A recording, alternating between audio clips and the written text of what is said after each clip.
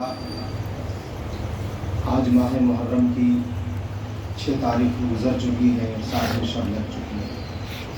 آہستہ آہستہ جو 2-4 شبیں اور 2-4 دن بچے ہیں، یہ میرے اور آپ کے رونے کے لیے، گریہ کرنے کے لیے ہے۔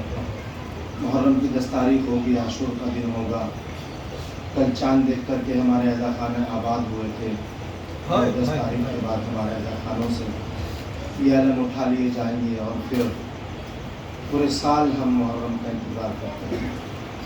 میں نے قرآن مقدسہ کی خطبے کے بعد وہ آیت تلاوت کی ہے جس کو ہر مسلمان اپنی ہر نماز میں اور ہر فاتحہ خوانی میں پڑھتا ہے۔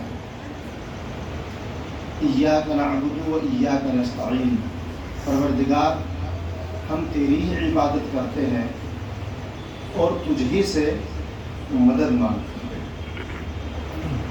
اہدنا الصراط المستقیم، اور ہمیں سیدھی راہ دکھا۔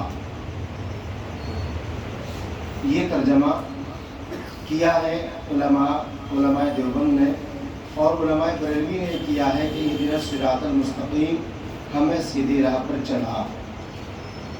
الگ الگ ترجمے اس آیت کے الگ الگ علماء نے کیے ہیں۔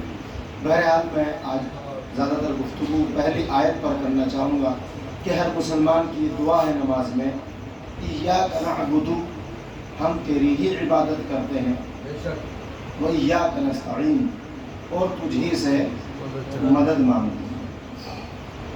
اب اگر کوئی بندہ مسلمان ہونے کے بعد اللہ کے علاوہ کسی کی عبادت کرے تو مسلمان نہیں ہے، اور اگر اللہ کے علاوہ کسی اور سے مانگے تو وہ بھی مسلمان نہیں ہے، کیونکہ نماز جیسے عبادت میں وہ اپنے اللہ سے گفتگو کرتے ہوئے یہ کہتا ہے، پہلے خدا کی تعریف کرتا ہے کہ پروردگار تو سارے عالم کا رب ہے، تو یوم جزا کے دن کا مالک ہے، اس کا مالک، تمام تعریف ہے۔ اس کے بعد کہتا ہے ہم تیری ہی عبادت کرتے ہیں اور تجھ ہی سے مدد مانگتے ہیں۔ جب ہم نے دیکھا مسلمانوں کے بہت سے گروپوں میں ہم گئے، مسلمانوں کے بہت سے فرقوں سے ملے، کوئی مسلمان ہمیں اب تک ایسا نظر نہیں آیا کہ علاوہ کسی کی عبادت کرتا ہو، کوئی نہیں ہے، چاہے دیوبندی ہے، بریلوی ہے، شیعہ سنی، کوئی بھی ہے، وہ کوئی مسلمان ایسا نہیں ہے جو اللہ کے علاوہ کسی کی عبادت کرتا ہو۔ البتہ آیت کا جو دوسرا رخ ہے، اور ہم تجھ ہی سے مدد مانگتے ہیں، اس میں ہم نے بہت سے مسلمانوں کو دیکھا، ماں کی گود سے لے کے قبر تک اترنے تک ہم نے دیکھا کہ وہ دوسروں سے مدد مانگے۔ بچہ ہے، روئے گا بچپنے میں تو اس کا رونا کیا بتاتا ہے؟ اس کا رونا یہ بتاتا ہے کہ اس کو دودھ کی ضرورت ہے اور اس کو ماں کے پاس لے جایا جائے۔ وہ رو کر کے ماں سے دودھ کی تمنا کر رہا ہے، مدد مانگ رہا ہے۔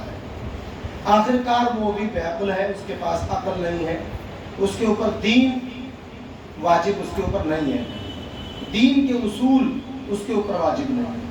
پھر وہ کچھ اور بڑا ہوا، اس کو کھیلنے کودنے کی چیزیں چاہیے، اور بڑا ہوا اس کو اسکول جانے کی سامان چاہیے، یعنی کہ وہ بڑا ہوتا گیا۔ بہرحال جب اسلام پورا کا پورا اسلام کے اندر داخل ہونے کی عمر ہوتی ہے، اسلام کہتا ہے کہ جب تم عقل بھی رکھتے ہو اور بالغ بھی ہو، اس وقت اسلام میں پورے داخل ہو جاؤ۔ اب اس سے پہلے اگر کوئی بندہ کچھ بھی گڑبڑ کر رہا تھا، کوئی بھی غلطی کر رہا تھا، تو وہ اس کی غلطی معاف ہو سکتی ہے، گڑبڑ ختم ہو سکتی ہے۔ اس لیے کہ جب کوئی بندہ کسی یونیورسٹی میں یا کسی کالج میں یا کسی اسکول میں داخل ہوتا ہے تو داخل ہونے کے بعد وہاں کے شرائط اس کو ماننے پڑتے ہیں، لیکن اس سے پہلے اس کے اوپر وہ شرائط لاگو نہیں ہوتے۔ اب جب وہ اسلام میں داخل ہوا تو عقل کے ساتھ ہوا، شعور کے ساتھ ہوا، اب تک وہ جس سے جو مانگ رہا تھا کوئی بات نہیں ہے، لیکن جیسے ہی وہ اسلام میں داخل ہوا، اب اسلام اس کو کہتا ہے ایاک نعبد و ایاک نستعین، ہم تیری ہی عبادت کرتے ہیں اور تجھ ہی سے مدد مانگتے ہیں۔ اب اگر وہ نماز پڑھتے ہوئے کسی دوسرے سے مدد مانگے تو گویا وہ کیے ہوئے اس وعدے کو وفا نہیں کر رہا ہے، اور جو وعدہ وفا نہیں کرتا اس کو میری اور آپ کی زبان میں غدار کہتے ہیں۔ کیا کہتے ہیں؟ غدار کہتے ہیں۔ اور جو وعدہ وفا کرتا ہے اس کو ہماری اور آپ کی زبان میں وفادار کہتے ہیں۔ اور وہ غدار چاہے دین کا ہو، دنیا کا ہو، محلے کا ہو، گاؤں کا ہو، شہر کا ہو یا دیش کا ہو، اس کی سزا آپ جانتے ہیں کہ اس کی سزا کیا ہوتی ہے؟ غدار کی سزا آپ جانتے ہیں، اگر کوئی اپنے ملک سے غداری کرے کوئی وکیل اس کو بچا نہیں سکتا، اس کے فوراً اس کو کیا لاسٹ لو کی اس کے اوپر ایک سزا لگتی ہے، اس کو پھر کوئی نہیں بچا سکتا۔ اب یہ تو دنیا کی بات تھی کہ ہم نے ایک چھوٹے سے ملک سے غداری کی تو ہمیں یہ سزا ملی، حتیٰ کہ ملک اتنی سی غداری برداشت نہیں کر سکتا کہ آپ کسی چوک میں کھڑے ہو کے اپنے ترنگے کے علاوہ کسی دو رنگے یا ایک رنگے کی تعریف کر دو۔ ترنگے